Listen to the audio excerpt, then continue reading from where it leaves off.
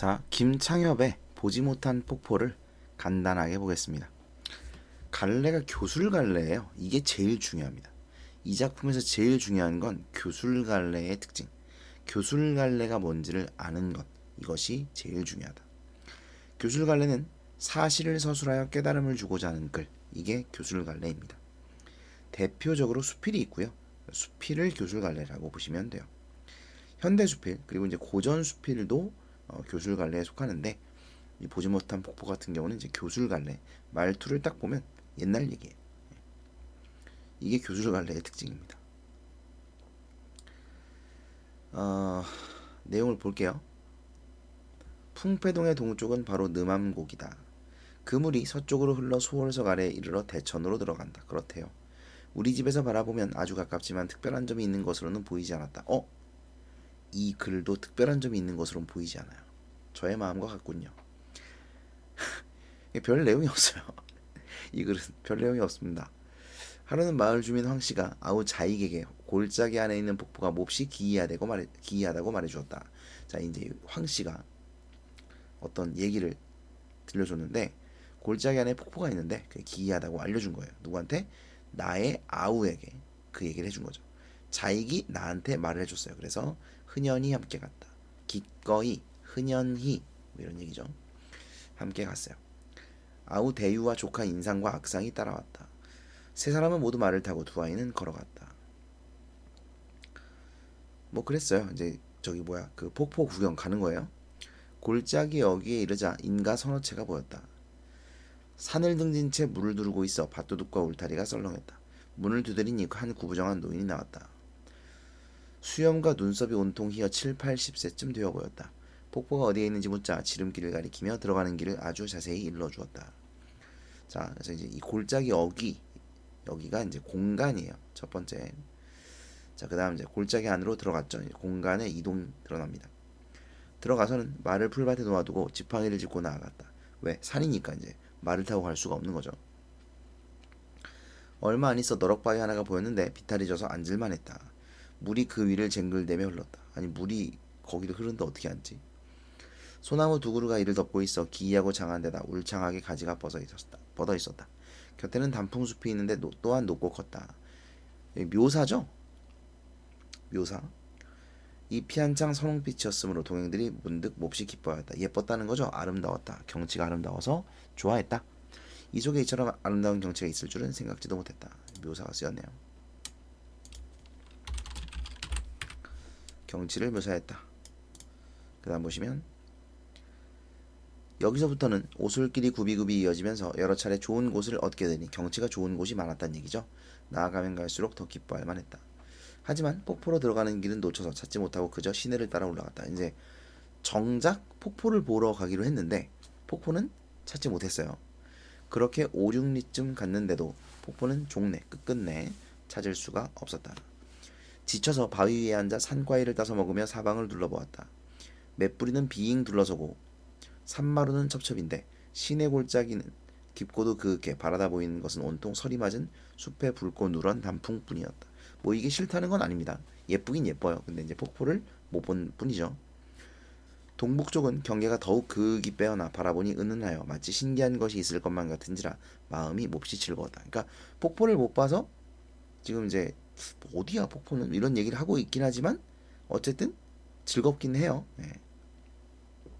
그 다음 보시면 나는 이미 뉘엿해졌지만 또 폭포를 놓칠 수 없어 다시금 옛길을 따라 내려가 비로소 한 갈래 좁은 길을 찾았다. 앞서 노인이 일러준 것과 비슷해서 시험삼아 그 길을 따라가 보았다. 얼마 못 가 바로 산등성이로 점점 올라가기만 했다. 마침내 폭포가 있는 곳은 알 수가 없었다. 얼마 후 골짜기 안에서 사람 소리가 들렸다. 자익이 먼저 시내로 내려갔다가 이곳에 이른 것이었다. 이 얘기는 앞에는 없었는데, 그죠? 먼저 시내로 내려갔다 이 얘기 없었는데 지금 이제 뒤늦게 나온 거예요. 그의 말이 자기가 폭포를 보았다 하므로 어찌 생겼더냐고 물어봤습니다. 그랬더니 검은 바위가 드럽게 겹겹이 포개져 있는데 약한 물줄기가 이를 덮어 조금도 볼만한 게 없다고 했다. 내가 대유와 서로 보며 입을 벌려 웃으며 말했다. 이런 것을 구경하자고 발품을 팔겠는가? 뭐 겨우 그런 걸 보려고 내가 이렇게 고생해서 거기까지 가겠어? 안 가. 이런 얘기죠. 마침내 가지 않고 돌아와 비탈진 바위 위에서 밥을 먹었다. 아까 그 바위. 자익이 웃으며 말합니다. 오늘 이후로 마땅히 천하의 말만 번드레한 못 믿을 인사들이 더욱 싫어질 듯합니다. 이 누구예요? 황씨죠. 그러니까 이 사람이 가리키는 이 천하의 말만 번드레한 못 믿을 인사는 황씨를 이른다예요. 황씨를 염두에 두고 하는 말. 이르는 말까지는 아닌데. 그래서 황씨가 우리한테 말만 번드레려 한 말을 했다는 거예요. 이해돼요? 그러니까 이제 그렇게 볼만한 것도 아닌데 엄청 볼만한 것처럼 말했다. 이렇게 생각을 하는 거죠. 황씨에게 속고만 것을 유감스러워한 것이었다. 산에서 내려온 뒤 길을 알려준 노인, 아까 처음에 그 인가가 있었죠. 거기서 이제 똑똑 두드렸더니 7, 80세쯤 되었던 그 하얀색 수염을 한 노인이죠. 노인을 만나 본 것을 얘기하자. 노인이 말했다. 이건 지가 본 건 아니잖아요. 이제 자익이 본 거죠. 자익이 본 거. 여러분 이거 분명히 이렇게 나옵니다. 이거 본 거, 화자가 본 것을 노인에게 이야기했다. 나와요. 예? 적절해요, 적절하잖아요. 적절하지 않은 거죠. 자익이 본 겁니다. 이런 거를 놓치시면 안 돼요. 꼼꼼히 체크를 하셔야 되고 분명히 문제 풀 때 나옵니다. 노인이 말합니다. 아닙니다. 그 위에 진짜 폭포가 있습니다. 하지만 냇물을 따라 내려가면 길이 끊겨 도달할 수가 없었죠. 아까 얘기해 주든가. 이걸 왜 지금 얘기해 줘? 꼭 산등성이를 따라서 가야 이르러 구워볼 수가 있답니다. 아까도 얘기해 줬겠지? 모르겠다. 그제야 내가 갔던 길이 바른 길인 줄 알았다. 아까 얘기해 줬으면 아까도 알았을 것 같은데. 좀 더 애를 써서 앞으로 나아가지 못하는 것이 안타까울 뿐이었다. 자, 첫 번째.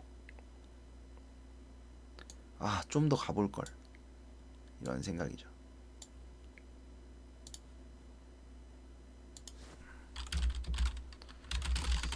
첫 번째 든 생각.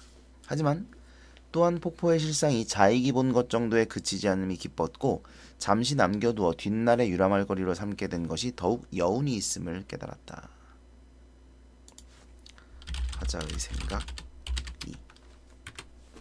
유람한 날은 신민년 8월 21일이고 그 이튿날 이 글을 쓴다. 오늘은 8월 22일이겠죠? 8월 21일에 이 글을 썼다. 아닙니다. 네, 아니에요. 그래요. 네, 설명할 게 딱히 없는데. 자, 그래서 보지 못한 폭포가 있는데 보지 못해서 안타깝기도 하지만 훗날 볼 것으로 남겨두었기 때문에 여운이 있다라는 것을 깨달았대요. 깨달음이 있네요. 네, 이렇게 보시면 되겠습니다. 그래서 제가 얘기했잖아요. 처음에 제일 중요한 게 뭐라고요? 이거라고. 사실, 그러니까 여기서 말하는 사실은 경험이죠. 경험을 서술하고 그로 인한 깨달음을 기록한 글이에요. 되셨나요?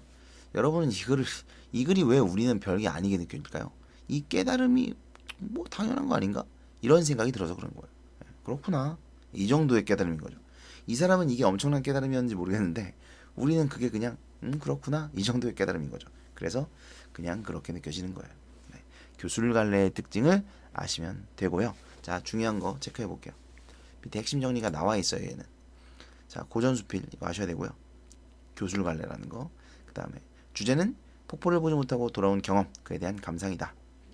중요한 거 이겁니다. 이거 체크하세요. 시간 순서에 따라 사건이 전개되고 있다. 네, 이거 알아두시고요. 그 다음에 경험을 제시하고 그 뒤에 감상 및 깨달음을 제시했어요. 이거 순서가 있습니다. 경험을 먼저, 그 다음에 감상 및 깨달음을 뒤에 이렇게 제시했다는 거죠. 여기 보시면 이제 2단 구성 이렇게 돼 있다는 겁니다. 됐죠? 네, 요거 아시면 됩니다. 끝. 그래서 여러분 보세요. 그래서 하나만 말씀드리면, 그래서 선생님들도 여기서 문제를 낼 게 그렇게 많지 않을 거야. 갈래의 특징이랑 내용에서 뭐 이렇게 좀 헷갈리게 내는 거 몇 개. 그래서 단어 뜻이 잘 나와요. 네, 이 단어는 어휘, 그러니까 이제 아무래도 이게 고전 수필이다 보니까 옛날 옛날 단어가 많잖아요. 그런 옛날 단어들의 뜻을 하나하나 다 알아두세요. 아시겠죠? 그 다음에 이거 천하의 말만 번드레한 못 믿을 인사 이거 있죠. 이거 사자성 하나 알아두시다. 교원영색. 교원영색이 뭐냐면 이제 달콤한 말로 사람을 홀린다 또는 그런 말, 홀리는 달콤한 말 이런 걸 교원영색이라 그래요. 그래서 천하의 말만 번들이야 못 믿을 천하의 말만 번들이야 하다 이거 자체를 이제 교원영색이라고 말할 수 있습니다. 끝. 진짜 끝.